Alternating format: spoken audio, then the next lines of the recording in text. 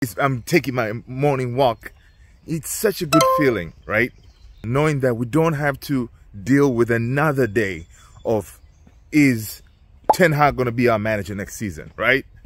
It's such a good feeling knowing that, look, our team is actually going to move on.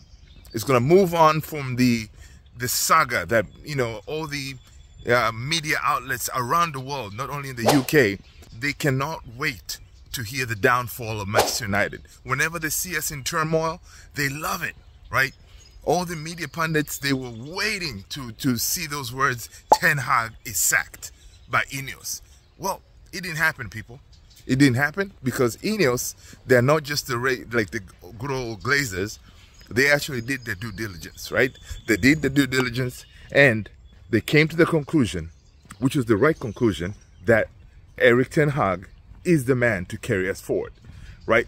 According to Fabrizio Romano, we see that Erik Ten Hag's agents, they've been talking to Ineos about the contract extension. Listen, because it wouldn't have made any sense if they just said, oh, well, Ten Hag is our guy and we continue with it, right?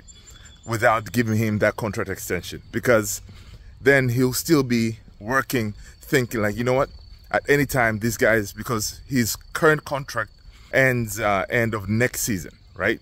So it wouldn't have made sense to just let him go. Okay, you know, go ahead, start planning and continue coaching the team as our manager. So it made sense for them to give him, to start talks about a new contract. Is it going to be maybe another 3 years? That would be great, right? Because as far as I can remember, I don't remember the last time any of the managers post Sir Alex that have got at least 3 seasons, right, as a manager. I don't remember. You guys let me know if I'm wrong. But it's good that at least we're going to have a manager is going to be given time, right? Time to continue on this project, time to build a team, just like Sir Alex was given, okay? Sir Alex really, when he took over, of course, it wasn't all roses, right? We had to suffer. You know, there were banners out there saying, get rid of this guy, Sir Alex, that is.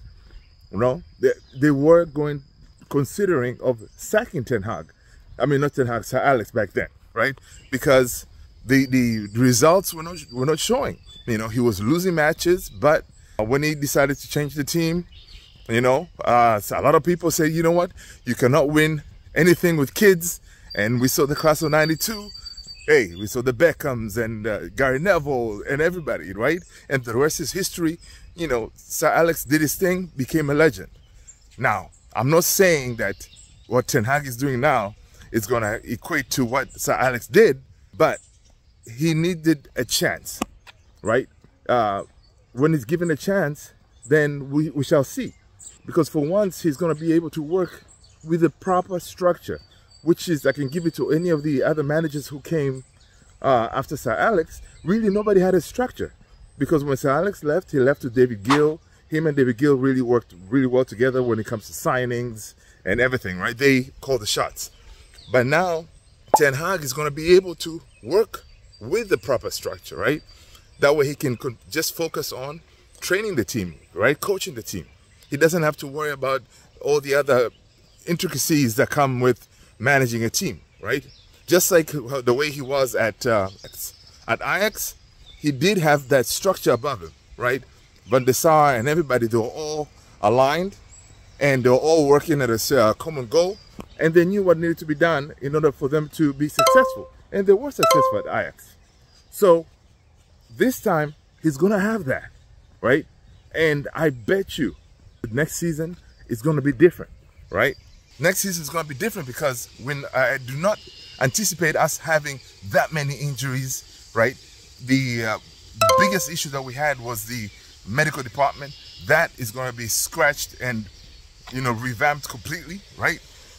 That way, you know, next season we are able to have a healthy squad, because that was a really big issue, okay? Like some of the decisions Ten Hag made this season, this is like, for example, getting rid of Sergio Reguilon, right? He got rid of him because the medical department said, you know what, Luke Shaw will be good to go.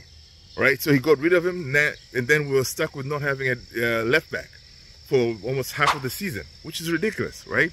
So all those things really hampered the progression. The injuries killed us, right? He played for so long without a back four, consistent back four.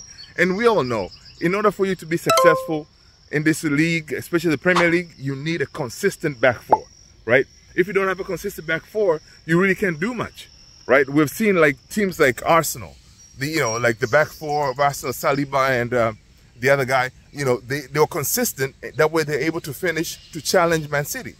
Now, without a consistency, you cannot do anything. So what we're hoping is next season, obviously, it's not going to be injury-ridden, right? Ten Hag is for sure going to learn from his mistakes, which he made a lot of them this season, right? I'm sure even he's happy that he was given a chance to correct some of his errors, right? The decisions that he made, I'm sure he's such a meticulous manager, he's not going to repeat those mistakes. And he laid his plan on Ineos when they met to say, look, this is what I intend to do, and we should be able to see a huge trajectory this coming season, especially the youth coming, more youth coming to the first team,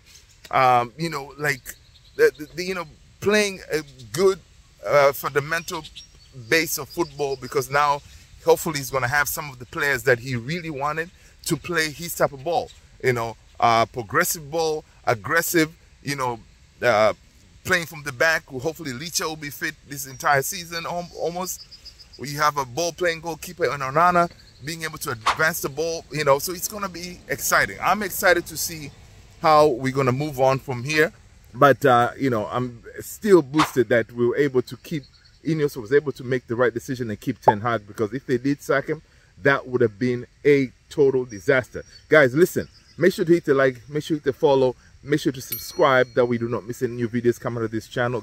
Guys, once again, I know some of Ten Hag out people, they're not happy, but listen, we're all Man United fans. We're all one, so let's just support the team and move on. There's no point of gloating right now, say, oh, you guys lost and all this stuff. There's no point.